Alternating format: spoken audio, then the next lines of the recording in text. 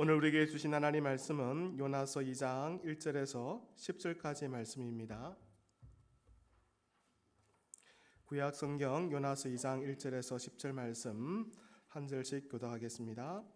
요나가 물고기 뱃속에서 그의 하나님 여호와께 기도하여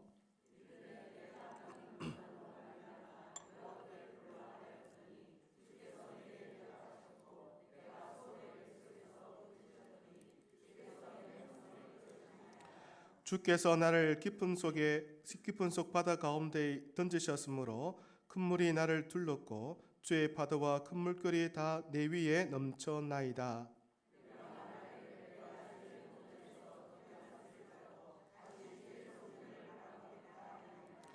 물이 나를 영혼까지 둘러싸오며 깊음이 나를 에워싸고 바다 풀이 내 머리를 감쌌나이다.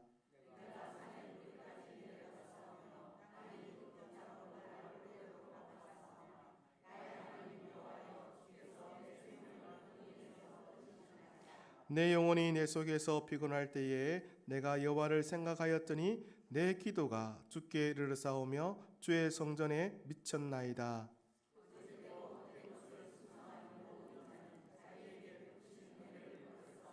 나는 감사하는 목소리로 주께 제사를 드리며 나의 서원을 주께 갚겠나이다. 구원은 여호와께 속하나이다 하니라.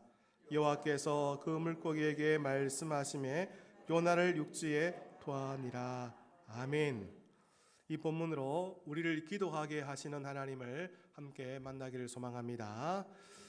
이제 설명절 앞두고 있으니까 다시 한번 앞뒤 계신 분들께 새해 복 많이 받으십시오 한번 인사하겠습니다. 새해 복 많이 받으십시오. 한번 인사합시다. 축복합니다. 사랑합니다. 지금까지 우리는 요나의 여정을 한 걸음씩 한 걸음씩 살펴보고 있습니다. 하나님이 말씀하셨죠. 요나를 부르시고 또 요나를 보내십니다. 하나님이 요나에게 니느웨로 가라 말씀하셨는데 그 부르심과 보내심을 받았던 요나는 그 보내심 따라 가지 않고 정반대의 방향의 배를 타고 도망을 칩니다. 하나님이 가라 하신 정반대의 방향을 향해서 도망을 치고 있었던 겁니다. 그런데 요나와 뜻대로 되었습니까? 아니죠. 갑자기 풍랑이 몰아치고 큰 파도가 몰아쳐 그가 탔던 배가 거의 깨어지기 직전까지 이르게 되었습니다. 이 폭풍이 왜 이르게 되었는가 선원들은 궁금하여서 제비뽑기를 했는데 그 제비뽑기가 마침내 요나에게 이르게 되었습니다. 요나가 제비뽑기에 뽑혀서 이 폭풍의 모든 이유가 다 요나의 도망 때문에 이루어졌다는 것을 알게 되었죠. 마침내 요나는 바다에 내던져집니다. 이 장면을 오늘 본문은 아주 담담하게 기록하고 있는데요. 15절 말씀을 함께 보도록 하겠습니다. 요나를 들어 바다에 던짐에 바다가 뛰노는 것이 곧 그친지라. 요나가 누굽니까? 하나님의 말씀과 보내심을 불순종하여 도망쳤던 그 요나 아닙니까? 그 요나를 들어서 바다에 던졌더니 어떤 일이 나게 되었습니까? 그렇게 거세게 불었던 비바람이 그치고 파도가 그쳐서 이제는 표현하게 된 겁니다. 이제 문제가 해결되었죠. 그러니까 성경에서 마치면 될까요? 그런데 오늘 본문에 보니까 그러하지 않습니다. 거기서 이야기가 끝나지 않고 이어지는 말씀이 있는데요. 17절 말씀입니다. 17절 말씀 같이 읽어봅니다.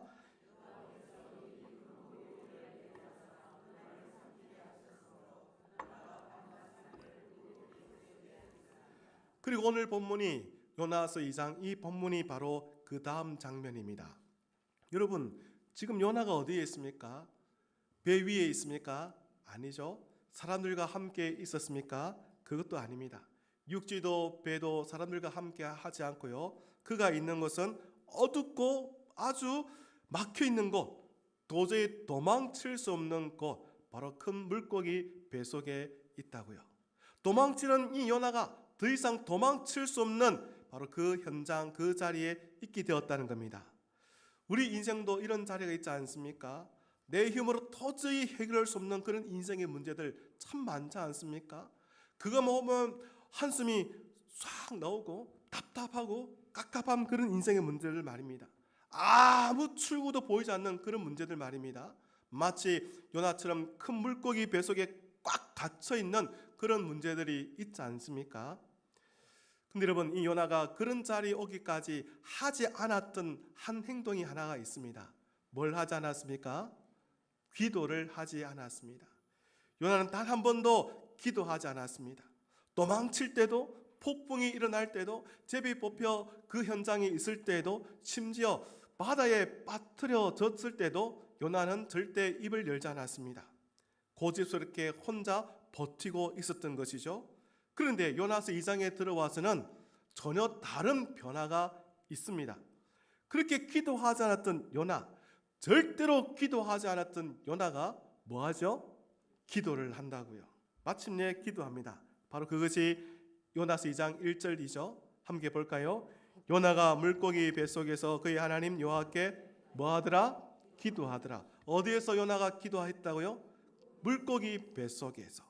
이 한 문장으로 시작된 요나서 2장이 오늘 요나의 전체 기도가 다 담겨 있습니다.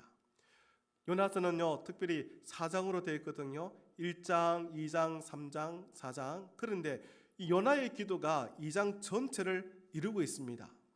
그럼 왜 하필 이 요나의 기도가 길게 기록되어 있었을까요? 어떤 의미가 있겠죠. 특별히 우리가 요나서 1장을 그동안 살펴보았는데요, 요나서 1장에 등장하고 있는 요나를 딱 한마디로 말한다면 불순종한 요나이죠. 더 구체적으로 말하면 기도하지 않는 요나, 절대로 기도하지 않는 요나였습니다. 그런데 이 기도하지 않던 이 요나가, 절대로 기도하지 않았던 요나가 이제는 뭐합니까? 기도를 한다고요. 바로 이걸 보여주기 위해서 4장 구성되었던 이 요나서 전체 가운데 2장 전체가 요나의 기도로 되어 있습니다. 그럼 여러분, 한 가지 질문이 생기지 않습니까? 도대체 무엇이 요나를 이렇게 바꾸었을까요? 왜 요나가 이렇게 변화되었을까요? 기도하지 않았던 요나, 하나님의 선지자였고 하나님의 말씀을 알고 하나님의 말씀을 그동안 선포해왔던 요나였는데, 그런 요나가 왜 기도하지 않고, 더 나아가 절대로 기도하지 않았던 모습을 보였던 이 요나가 드디어 하나님께 기도하게 되었을까? 어떤 이유 때문일까요? 혹자는 요나가 마음을 고쳐 먹었기 때문이라 생각합니다. 그것도 아니죠. 요나가 결심했기 때문입니까? 그것도 아닙니다. 아니면 타이밍을 잘 맞춰서 기도한 겁니까? 그것도 아닙니다. 다름 아닌 하나님께서 요나를 기도하지 않고서는 견딜 수 없는 그 자리까지 하나님 직접 데려가셨기 때문입니다.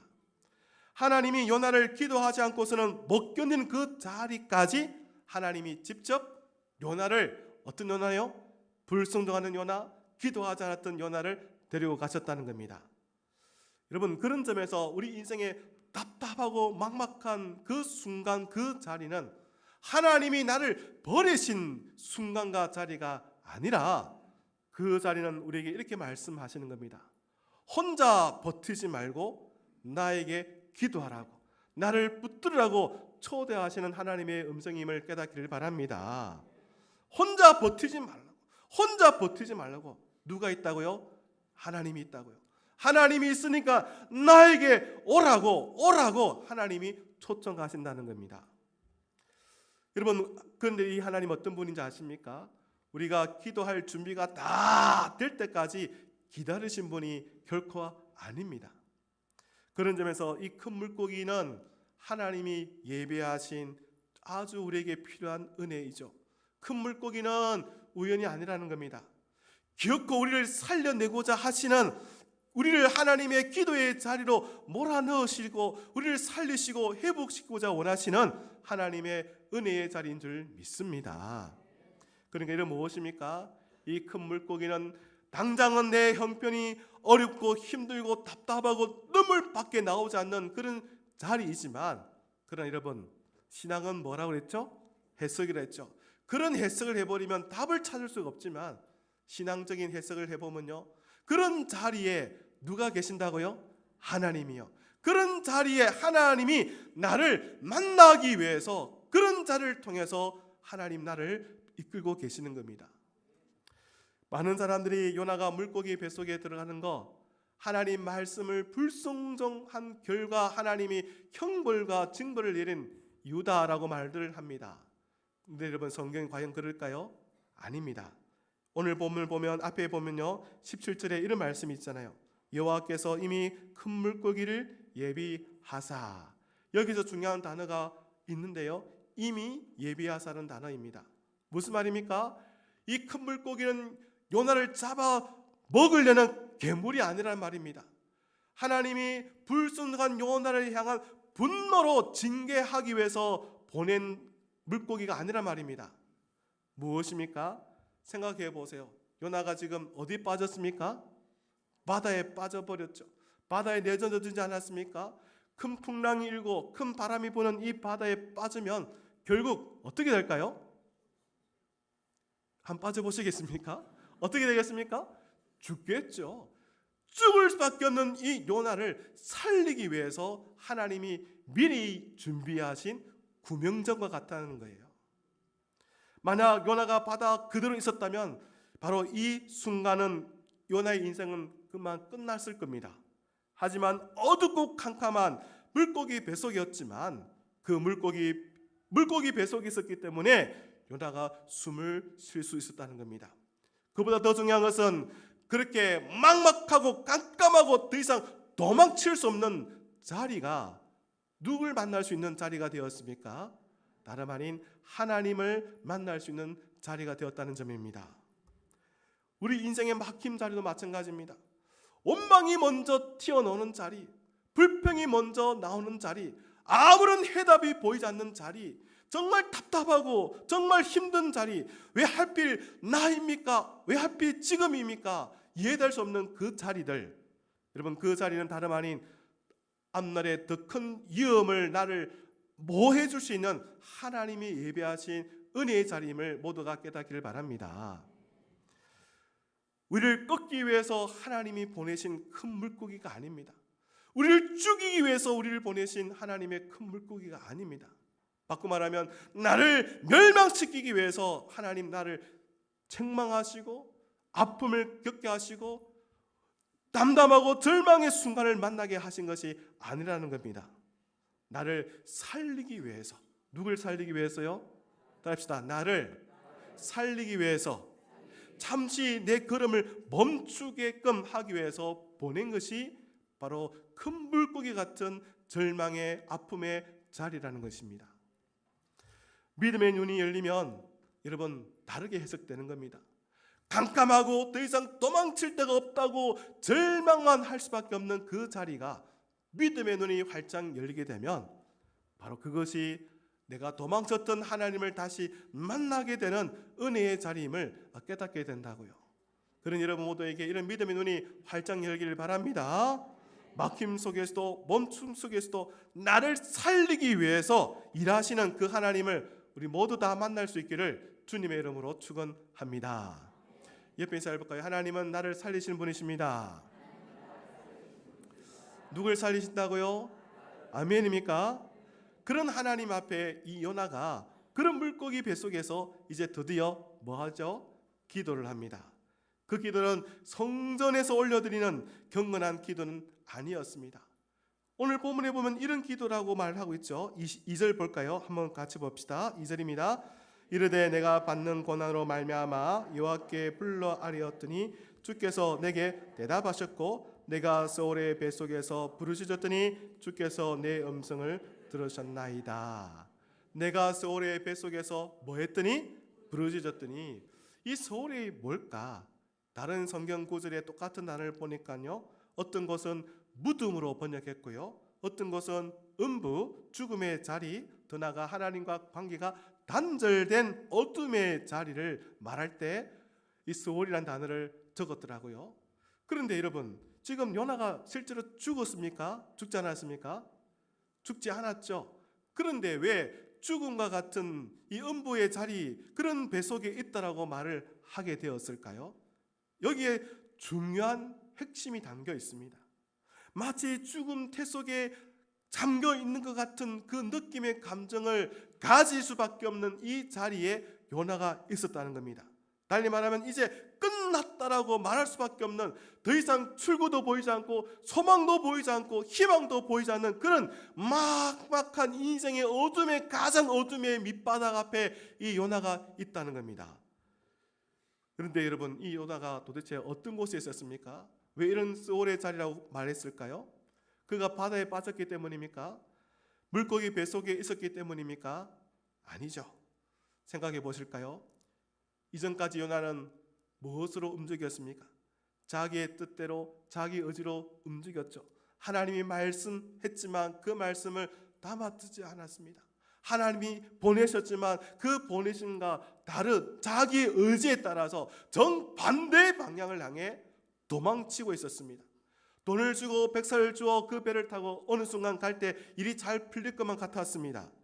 그런데 이 소울의 뱃속에서는 그런 자기의 의지도 계획도 그리고 노력도 전혀 쓸모없는 순간과 자리가 되어버렸다는 겁니다. 자기 의지가 완전히 무너졌고 자기 계획이 산산이 부서졌고요, 자기 통제권을 완전히 잃어버린 바로 이 순간 말입니다. 도망할 수가 있었습니다. 배를 탈 수가 있었습니다. 돈을 통하여 자기가 하고 싶은 건 할 수가 있었습니다. 하지만 바로 이 물고기 뱃속에서는 모든 것을 다 할 수 없는 그런 순간이 딱 되고 말았다고요.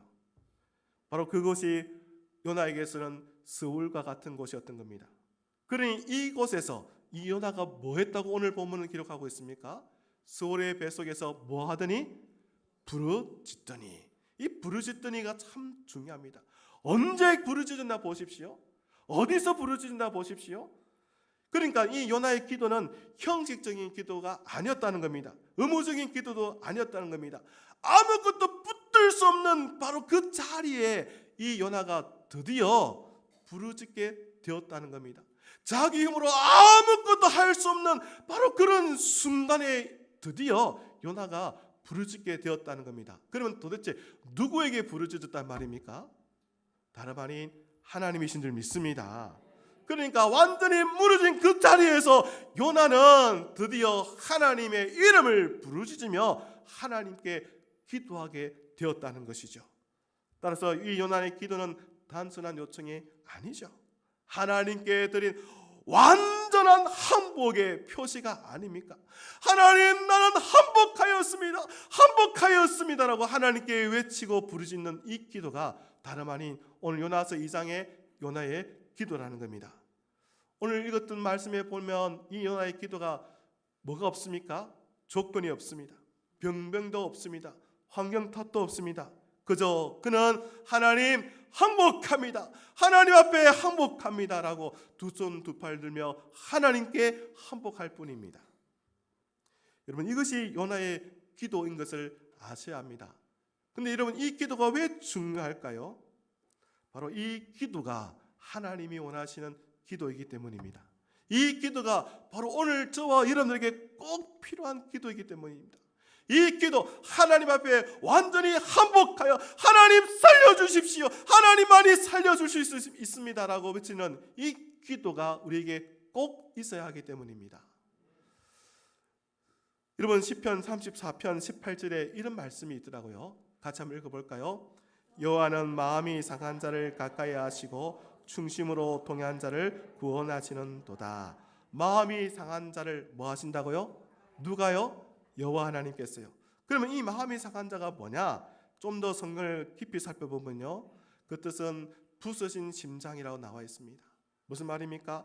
완전히 금이 가고 도저히 헤어날 수 없는, 새롭게 힘을 얻을 수 없는 그런 마음을 가진 사람, 그 사람이 마음이 상한 자입니다. 충심으로 통한 자가 무엇입니까? 내 자신도 내 체면도 자기 하심도 다 내던져버리는 그런 마음을 가진 자를 말하는 겁니다. 그러니까 마음이 상한 자, 충심으로 통한 자는 도대체 누구였습니까? 다름 아닌 하나님 앞에 항복을 선포하고 항복합니다, 하나님만 도와주십시오라고 외쳤던 바로 요나 아닙니까? 그러니까 요나와 같이 자기의 마음을 다 내려놓고, 의지를 내려놓고, 계획을 내려놓고 완전히 하나님께 항복하며 하나님만 붙드는 이 기도를 하는 자에게 하나님 뭐 하신다고요? 가까이 하시고 구원을 베풀어 주신다는 거예요. 여러분, 이 기도가 오늘 우리에게 필요하지 않습니까? 혹시 여러분 기도가 잘 나오지 않습니까? 하나님께 뭐라고 말해야 될지 잘 모르시겠습니까? 설명할 이유도 방법도 잘 모르겠고 그저 눈물만 나오십니까? 그래도 괜찮습니다. 오늘 본문 보십시오. 요나가 뭘로 부르짖고 있습니까? 말로 부르짖고 있습니까? 그 소울의 뱃속에서 부르짖었더니 그저 부르짖는 하나님 하나님 그렇게 외쳤던 그 한마디에 하나님이 놀랍게도 역사해 주셨다는 거예요. 오늘 본문에 보면 요나는 찬양하지 않습니다. 먼저 하나님 앞에 부르짖습니다. 소울의 뱃속에서 부르짖더니 부르짖음이 먼저였다는 겁니다. 하나님 그렇게 부르는 그 순간에 하나님은 우리에게 더 가까이 다가오십니다. 여러분 기억하십시오. 하나님 앞에서 항복은 패배가 아니라 은혜의 시작의 자리임을 깨닫기를 바랍니다. 하나님 앞에 뭐 해야 된다고요? 항복하셔야 되는 거예요. 하나님 앞에 항복하지 않는 인생은요 여전히 내가 살아있는 사람이요, 내 의지가 살아있는 사람이요, 내 계획이 있는 사람이에요. 그런 사람들에게는요 결코 하나님의 은혜가, 하나님의 역사가, 하나님의 회복이 있지 않는다고요. 상한 마음으로 하나님 앞에 항복하여 나와 하나님을 찾을 때에 하나님의 역사가 시작됩니다. 그런 기도를 하나님이 우리에게 원하신다고요. 그리고 그 기도 이후에 이 말씀이 있다는 것을 아셔야 됩니다. 바로 10절입니다. 함께 볼까요? 여호와께서 그 물고기에 말씀하시매 요나를 육지에 토하니라. 여러분 요나가 물고기에게 말하였습니까? 바다를 향해 명령하였습니까? 자기를 꺼내달라고 몸부림쳤습니까? 그저 요나는 하나님께 부르짖을 뿐이었습니다. 그런데 그 부르짖음의 결과가 무엇이었습니까? 여호와께서 말씀하시매 요나를 육지에 토하니라. 여호와께서 말씀하시매 그 물고기가 요나를 육지에 토하니라. 누구와 대비됩니까? 하나님이 말씀하셨지만 그 말씀에 불순종하여 도망쳤던 요나와 대비되지 않습니까? 하나님 말씀 한마디에 그 물고기가 이 요나를 토해버린 이 장면을 보면서 결국 누굴 생각하게 될까요? 불순종하며 떠났던 도망쳤던 요나 자신의 모습은 아니겠습니까? 근데 여러분 더 중요한 것은 여기서 움직이는 분이 누구였습니까? 여호와께서 말씀하시매, 여러분 분명한 주가 있죠. 이 구원의 주체는 요나였습니까? 하나님이셨습니까? 하나님이셨죠. 그저 요나는 하나님께 항복할 뿐이었습니다. 그런데 항복할 때에 요나가 항복할 때 하나님이 말씀하셨어요. 그러니까 이게 무엇입니까? 요나가 회개했기 때문에 결국 하나님이 어쩔 수 없어서 요나를 꺼내주신 것이 아니라 처음부터 하나님은 요나를 버리신 적이 있다 없다? 없다는 거예요. 하나님 말씀할 때도, 하나님 부르심 앞에 도망칠 때도 요나에게 늘 함께 하시고 붙들고 계신 분이 계셨는데 바로 그분이 하나님이라는 거예요. 심지어 하나님 말씀에 불순종하여 도망치고 그리고 폭풍의 바닷물에 빠졌을 때도, 더 나아가 물고기 뱃속에 있을 때에도 하나님 결코 요나를 버리신 적이 있다 없다? 없다는 겁니다. 여러분 하나님 여러분을 버리지 않습니다. 하나님 여러분들 지금과 함께 계십니다. 그런데 그 하나님 언제 또 나와 더 가까이 다가오실까요? 마음이 상한 중심으로 회개하는 마음을 가지고 하나님께 항복할 때에 우리와 더 가까이 계신 줄 모두가 깨닫기를 바랍니다. 오늘 말씀 보십시오. 말씀하심에 그 말씀 한마디에 요나의 문제가 다 해결되어 버렸잖아요. 소울 뱃속 같은 그 자리가 이제는 육지로 바뀌어 버리지 않았습니까? 요나가 노력하였습니까? 수고하였습니까? 몸부림쳤습니까? 아니었습니다. 오직 하나. 누가 말씀하셨다고요? 하나님이 말씀하시며 그 말씀이 또다시 이어지는데요. 요나서 3장 말씀을 보십시오. 3장 2절에 보면 또다시 요나에게 말씀하여 이르시되 저 큰 성읍 니느웨로 가라고 말씀하십니다. 그리고 여러분 이 말씀에 요나가 드디어 니느웨로 가게 됩니다. 요나는 항복했습니까? 했던 그 자리에서 하나님 다시 말씀하셔서 살려주실 뿐 아니라 더 나아가 요나의 사명의 자리에 서게끔 하나님께서 하셨다는 사실입니다. 그러니 여러분, 이 소홀의 뱃속에 들었던 요나의 기도는 도대체 무엇입니까? 다름 아니 요나를 살리게 하시고 살린 그 요나를 다시 사명의 자리로 보내실 하나님의 위대한 계획 아닙니까? 바로 그 과정 속에 하나가 바로 큰 물고기의 뱃속에 있다는 것입니다. 아무리 내가 애를 써봐도 도망칠 수 없는 그 자리, 아무리 내가 노력해봐도 해결되지 않는 그 문제는 여러분 이렇게 해석을 해보아야 되는 겁니다. 하나님 나에게 책망하시고 벌 내리신 자리가 아니라 나를 살리시고 회복시키시는 자리임을 깨닫기를 바랍니다. 말씀 한마디면 내를 육지로 보낼 수 있는 전능하신 그 하나님이 여러분들을 지금도 붙들고 계십니다. 그 하나님 모든 걸 다 하실 수 있는 전능하신 하나님이신데요, 하나님 우리에게 뭐라고 말씀하실까요? 따라봅니다. 항상 기도하라고요. 뭐 하라고요? 기도하라고요. 우리에게 항상 기도라고 말씀하셔서 그 일을 이루어 가신다고요. 하나님 혼자 모든 걸 다 하실 수 있는데 그렇게 하지 않으시고요, 우리로 하여금 뭐 하게끔 하셔서? 기도하게끔 하셔서 기도하는 나를 살려셔서 나에게 다시 하여금 그 사명의 자리 서게끔 하시는 겁니다. 여러분, 모든 계획을 다 이루시는 그 하나님이시지만 기도하는 저와 여러분을 통해서 이루고자 원하시는 하나님을 모두 다 만나기를 소망합니다. 그러니 여러분, 단지 문제 해결만이 좋은 것이 아니죠. 누가 변화되어야 됩니까? 바로 우리가 변화될 줄 믿습니다. 따릅시다. 내가 변화되어야 됩니다. 내가 변화되지 않고 육지에 다시 나왔다고요? 여전히 소홀의 뱃속일 뿐입니다. 내가 바뀌어야 되는 거예요. 우리가 바뀌어야 되는 거예요. 그렇게 바뀌게끔 하나님이 이끌어 가신다고요. 돌아보면 다 하나님이 인도하셨구나, 하나님이 도와주셨구나, 하나님이 인도하셨구나, 그걸 고백하게 된다고요. 여러분, 우리의 인생의 문제 앞에 하나님을 더 깊이 만나는 은혜가 있기를 간절히 소망합니다. 도망치고 싶은 자리 있으십니까? 마음이 답답하고 깝깝한 인생의 문제가 있으십니까? 여러분, 그 자리는 다름 아니 다시 하나님을 부르짖으라고 우리를 초청하시는 은혜의 자리인 줄 깨닫기를 바랍니다. 그 자리에서 드린 그 기도가 우리에게 인생의 가장 아름다운 것으로 하나님이 채워주실 줄 믿습니다. 혹 내 계획이 어그러지고 내 마음이 상하고 내 모든 일들이 다 묶어질 때, 막힐 때에 바로 그 자리에 하나님 앞에 한번 물어보십시오. 하나님, 바로 이 순간 이 자리가 나로 하여금 기도하라고 보내주신 기도의 물고기입니까? 하나님께 부르짖어 하나님을 찾으라는 그런 자리이십니까? 여쭤보십시오. 그리고 그 자리 앞에 도망치지 마시고 하나님, 나는 한복합니다, 하나님 도와주십시오라고 상한 심령으로 하나님께 부르짖어 기도하십시다. 그 순간 하나님의 놀라운 은혜가, 나를 살리시는 은혜가, 나를 다시 사명자로 세우시는 하나님의 역사가 있을 줄 믿습니다. 우리의 철저한 기도 끝난 그날에 우리 모두 다 은혜의 자리, 회복의 자리, 사명의 자리로 다 만날 수 있기를 주님의 이름으로 축복합니다.